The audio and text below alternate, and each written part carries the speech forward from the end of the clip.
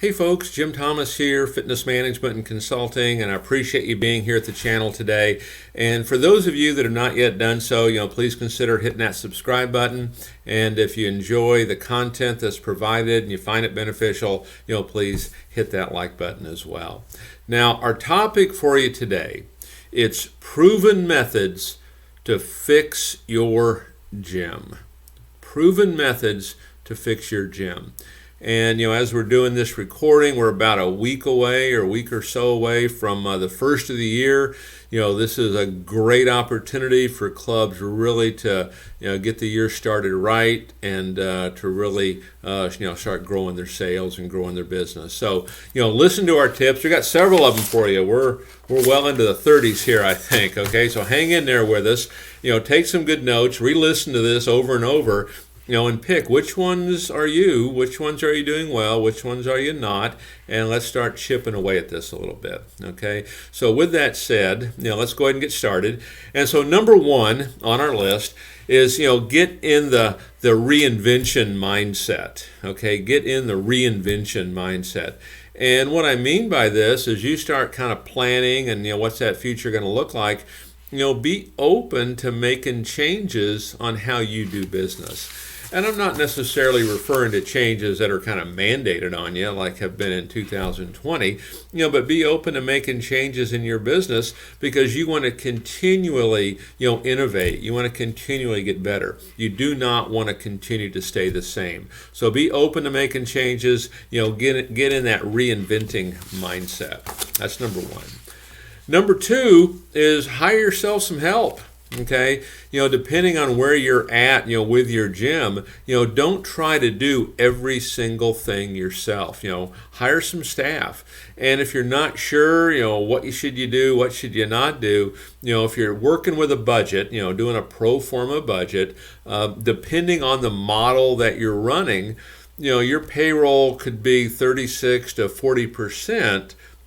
Of your overall revenue. So you can kind of use that as a baseline. Now, for some of you that have struggled and maybe those revenues are not built up, you're going to have to look at this a little bit differently and maybe say, hey, here's how many sales we want to make. Here's how much staff it's going to take to make it. Here's the kind of marketing we need to do. Here's how this is going to need to work. So you're going to have to really look at that. But here's the thing. You simply cannot try to do everything yourself. You're going to have to hire help if you want to grow, your company.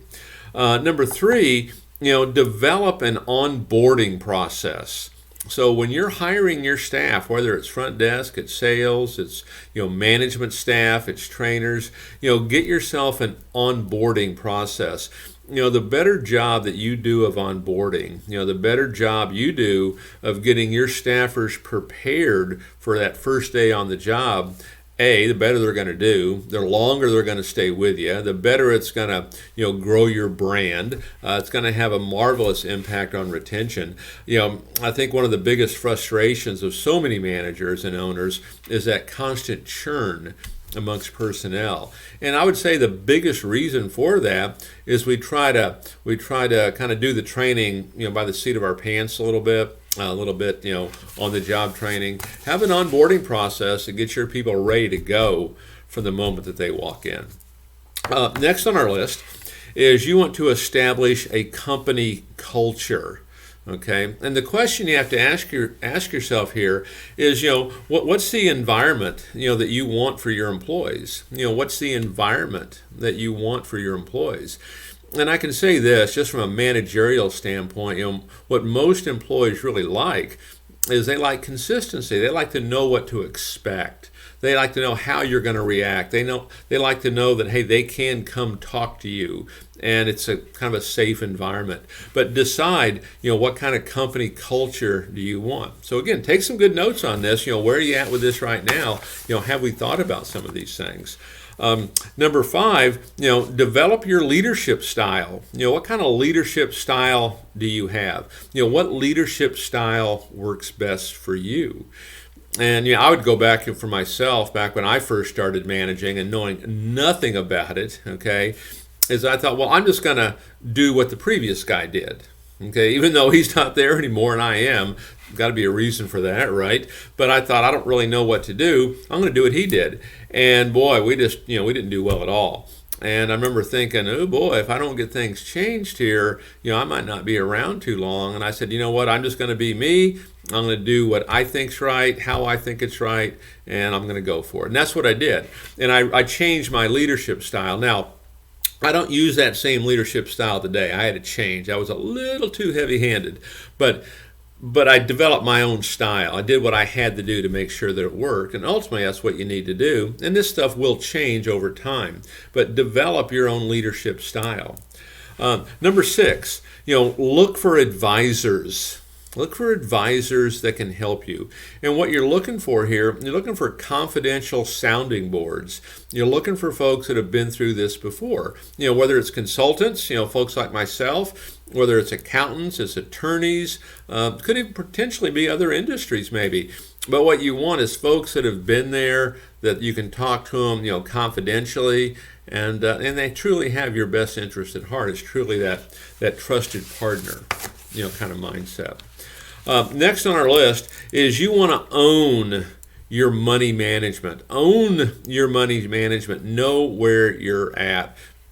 And what I would suggest on this is, you're going to have line item budgets for everything. Budgets on expenditures, budgets on, production. And for me, I'm very much a visual person. I would always have this up on the wall, and I could see moment by moment as it happened. No money would be spent unless it went through me. I'm tracking, production as it happens. So I knew constantly where we at. I did not put this in somebody else's hands.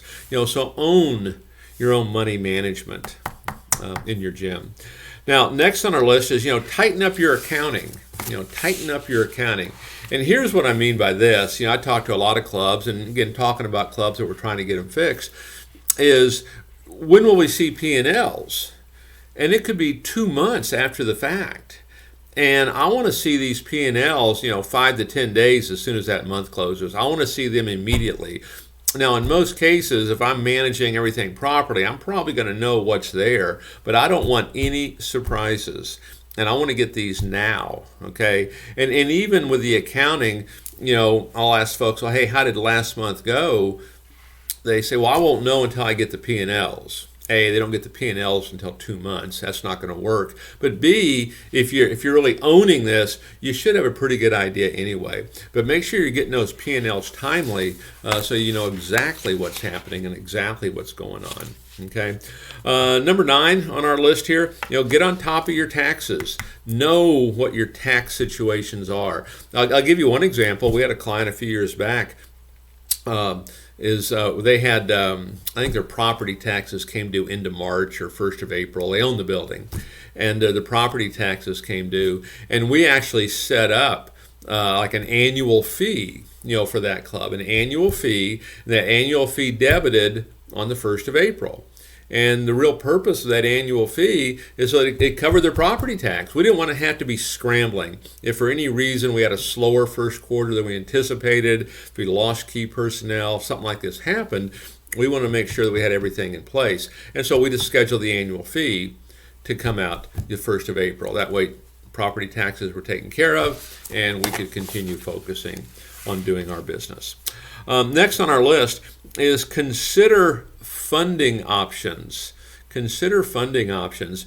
And one of the pieces of advice I would give any owner, always be looking for funding. Always be talking to banks, be talking to lending institutions, be talking to potential equity partners, potential debt partners, but you're always looking for funding at some level. Never not be looking for it. A, you never know when you might need it, and B, you never know when an opportunity might come along that you might need to act quickly. So always be looking for funding. If you wait until you need it, it's going to take too long to find it, and you're going to find yourself even in a little more difficulty. Next on our list, establish a collection process. Okay, for your folks that go delinquent. And normally what that's going to mean is anyone who's maybe the billing company has not been able to debit say for 90 days. Okay, at that point, that contract, that agreement is going to get sent back to you. It's going to get sent to a collection group. Find yourself a good collection group, to work on this. Sometimes it can be a local law firm that does collections, and what I like about the local law firm that does collections is when the customer receives that letter in the mail, it's from a law firm, and that can help you collect. But let me tell you how powerful this can be. I found myself several years ago owning a club that had been through everything imaginable. And they had, over the years, they had like 5 different billing companies in there. And I went back and tracked down all of these billing companies. And of course, they still had all the delinquency. They were still sitting on all of it, not trying to bill it. But I collected all of that. I think we had $1 million, worth of delinquency out there. And I know in rather short order, we had collected $20,000-$25,000, worth of that. Okay, imagine what could have been done if that had been really worked, in the early stages. So establish a collection process, not just for the money collected, but also you want everyone to kind of know that, hey, if you sign an agreement, you're going to have to pay. Okay, it's just kind of how it works. Next on our list is you want to maintain profitability. Okay, and I think we know that, right? But sometimes we have to make some difficult decisions. How do we maintain profitability? Depending on where you're at in the process with your gym, you cannot overspend. Sometimes you have to make some cuts. Let's make sure we don't choke. But sometimes you have to make some cuts. But regardless of circumstances, month in, month out, you have to bring in more money than you spend. That's the bottom line. Okay, you can't just kind of wait and see, what that P&L is going to look like. Next on our list is you want to build up your systems and procedures. You want to build up your systems and procedures. I mean, there's so many great reasons that you want to have a process and procedures in place. Here's how this is done. Here's our sales process. Here's our referral process. Here's our second sale process. Here's how we answer the phone. Here's how we book a telephone inquiry. Here's how we do follow-up. Have all of that in place. Here's how we open the gym. Here's how we do a morning walkthrough on a cleaning inspection. Here's how we close it up at night. Okay, have all of that in place.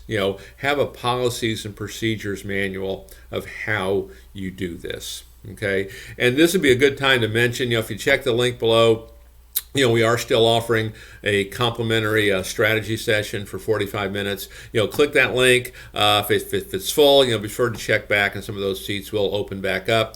But, check that if you want to talk a little bit, because on this policies and procedures, this can set the stage for a lot of things that you do. Next on our list, stop being the go-to for everything. You can't be the go-to for everything. One of the things you're going to have to learn how to do is learn how to delegate. And the best piece of advice that I could give, when it comes to delegating, delegate to whoever it is, right? But delegate a little bit at a time. Let them prove that they're going to do it, and then give them a little more, and then give them a little more, and give them a little more. Don't just overload them. But, you're going to have to learn how to delegate. Don't just be the go-to person, all the time. Next on our list is, find, the technology tools for your gym. Find the technology tools, for your gym. And there's a technology tool for just about everything. Okay, and you want to utilize as many of them as you can. Now, the caution I would make here is don't use so much technology, don't use so much automation that we lose that personal connection, with our customer. This is still a people business. It's always going to be a people business. And that human connection, in reality, is one of the great strengths of this business. But make sure you find the tech tools for your gym. Be searching for them, and this should be an ongoing process for you, right?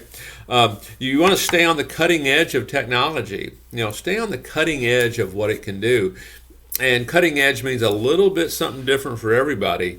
I know some that really do some great things, and others, maybe they don't understand it quite as well. But do you know what your email open rates are? Do you know what your click-through rates are? Do you know your membership cost per sale? Do you know how many people are visiting your website? These are some of the things that I'm talking about here. You want to know where you're at. And one of the reasons it's so important to know our numbers across the board is because things will change.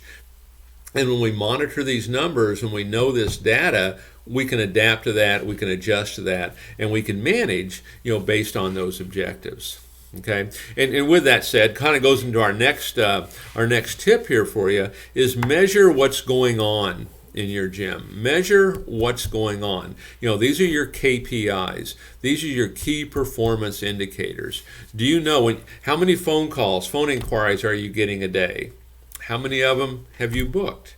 How many of them are showing up? What are your percentages? Okay, when they show up, what is your closing percentage? Okay, if they don't buy the first time they come in, what is the percentage of people joining as a result of follow-up?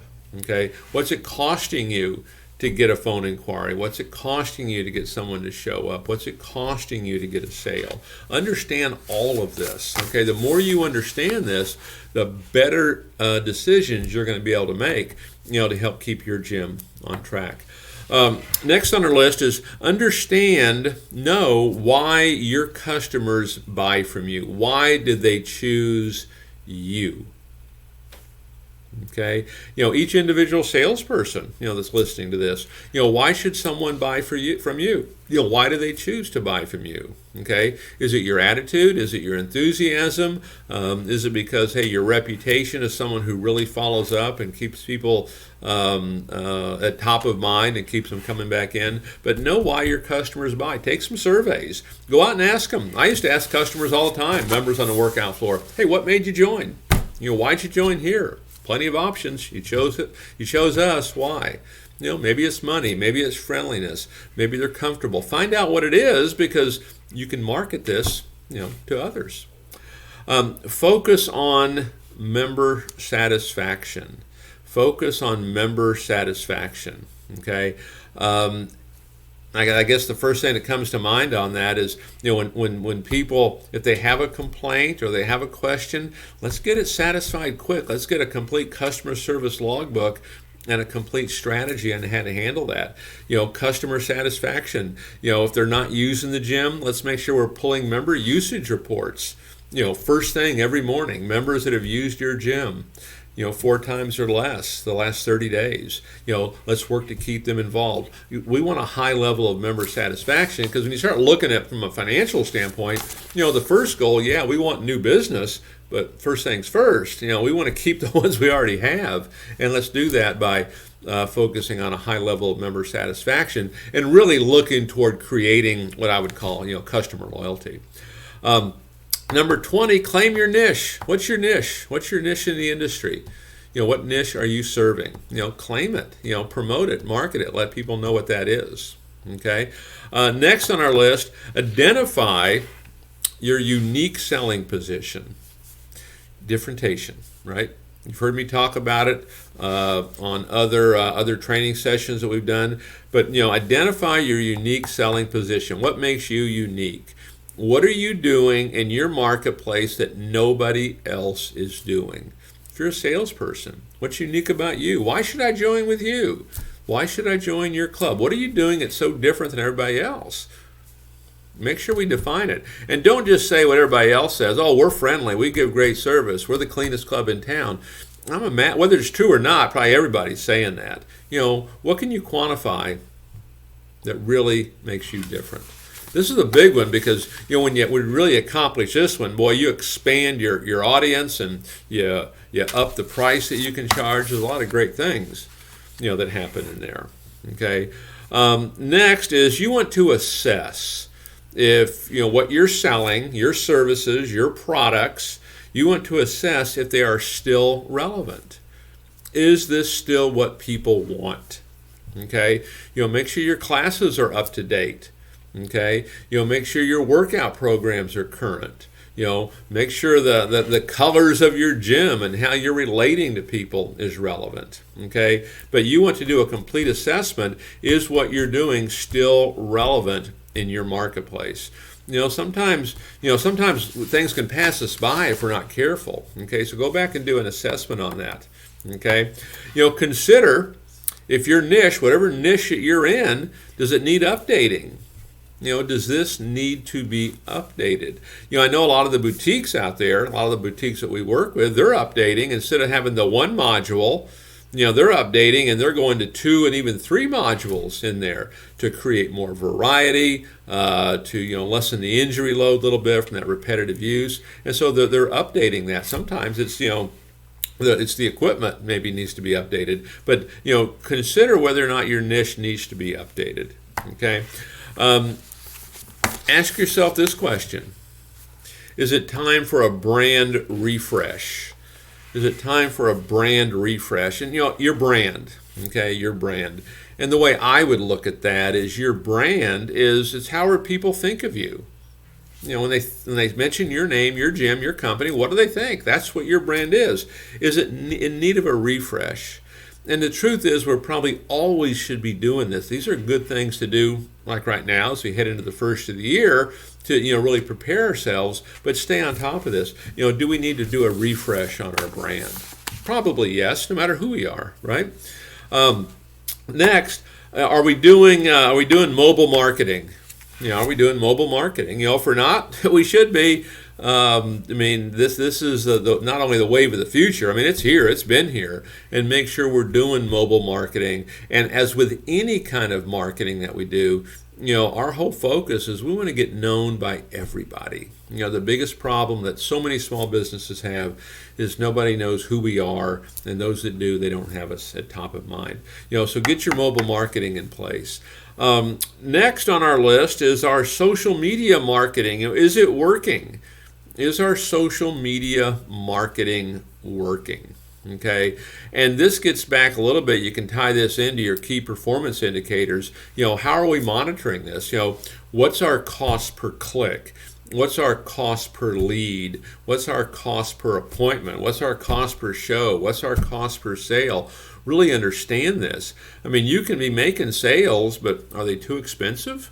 Okay, I've had clubs that we've gotten involved with that, hey, they'll tell me, yeah, our social media marketing is really doing well. We're getting a lot of sales from it, but when we start to look at it, when you start to look at the numbers, it costs too much. They're not making money until the 3rd or 4th month in some cases, given the cost of some of this. Okay, so make sure your social media marketing is working. Make sure you know your numbers, key performance indicators. Next on our list is create your sales process. You want a sales process. You want a proven sales process. When that customer comes in, what is the process we're going to utilize to best disposition them into a position where they might decide that they want to become a member with us? And not only for them, but also for us, because we want something that we can repeat. We want something that's scalable. We want something that we can follow time and time again, so that we can help our staff get better. If they fall into a slump, which they will, it's going to be easier to fix, right? So make sure that you create a sales process. Next, if you haven't done it, hire a salesperson. I can't tell you how many folks were using our front desk for sales, which, okay, there's some merit to that. But we don't understand why sales aren't, doing better, or why we're missing certain things. Hire yourself a salesperson, and then hire 2, then hire 3. What happens when we're short-staffed or our staff is too small? We start simply handling what's coming to us. If you get that salesperson and we train them right, we have that good onboarding process, right? Now we're producing. And so now when I sign somebody up, maybe now I'm getting a referral from that. I'm getting a sale from that. So I'm turning that into another membership sale, plus maybe I'm showing other products and services that we have, and maybe some of those folks are spending even more money now. So hiring this salesperson, if you have the right person, if you trained them right, holding them accountable, following up, we have to do all those things. This can really pay big dividends for you. Next on our list is plan. Okay, write yourself a plan of action. Okay, a plan of action, it's going to give you very much a sense of control over what you're trying to do, but also it's your roadmap. It's your roadmap for success. It's your footprint. Hey, what are our goals? What's our plan? What's plan B? What kind of checkpoints do we have? How are we going to celebrate our successes? Write this thing out. If you don't write it out, you're just kind of handling what's coming at you, and in many ways, you do become, a victim of circumstance. Next on our list, pay attention to your competition and industry trends. Pay attention to your competition. Pay attention to industry trends, what's going on. Because what you're looking for in terms of your competition, what are they doing? And maybe even more importantly, what are they not doing that you can take advantage of in the marketplace? Because what you're looking to do, you're not looking really to have competition, okay? And if you can find out what they're not doing, you can start doing it, create true differentiation. This is how you have the opportunity, to dominate your marketplace. So understand, what your competition is doing. There can be some good things in there. Sometimes you can even learn what not to do, right? Next on our list is anticipate your customer needs. Anticipate your customer needs. What is it our customer is going to need? Customer doesn't always know. I'm always reminded of the old Henry Ford quote, when he said, if I would have asked my customers what they wanted, they would have said a faster horse. Okay? They didn't know they needed a motorized vehicle, or even what that was. You could even say the same thing back when Apple came out with the iPhone. People didn't know they wanted that or even needed that at the time, okay? So anticipate your customers' needs. And the best way you can do this is, take your surveys, understand why they buy, understand why they don't buy, understand what's happening, and so you can respond to this, inside your marketplace. And then finally on our list, and appreciate you hanging in here to the end of the video here today, but last on our list is no matter where you're at, if you're struggling, if you're kind of just, status quo, or if you're doing pretty well, you want to take your business to that next level. That's what we all want to do. The two big things, we need to change our think. Change our think. And here's what I mean by this. As long as we're going to spend our time thinking, which we are, right? Think big. Costs you nothing. Think big. Think bigger. Instead of maybe 100 sales a month, maybe it's 200. Maybe instead of 200, maybe it's 300. And those might be outrageous numbers for you, but you're never going to hit bigger numbers unless you think bigger numbers. I mean, that's just how it's going to be. But the second thing we need to do, think big, whatever that's going to mean for you. But now let's raise our action level to match that think. Let's raise our action level to match that think. That's your key thing right there to really taking this thing to a whole new level. So folks, I think I've counted 32 proven methods to fix your gym. 32 proven ways to grow your business. Take a look at each one of them. Make sure that each one has been addressed as we head into the first of the year, and you can be prepared to really break some sales records, grow your business, and take your business and opportunity, to entirely new levels. So folks, my name is Jim Thomas. My company's Fitness Management and Consulting. I appreciate you being here today. If you enjoy the content that's provided, please hit the like button. As we mentioned earlier, if you're not subscribed, please hit that subscribe button. And then also, if you're looking for additional ways and additional opportunities to grow your business, check out the links below. And we'll look forward to chatting with you guys soon. Hope you all have a great day. Thanks.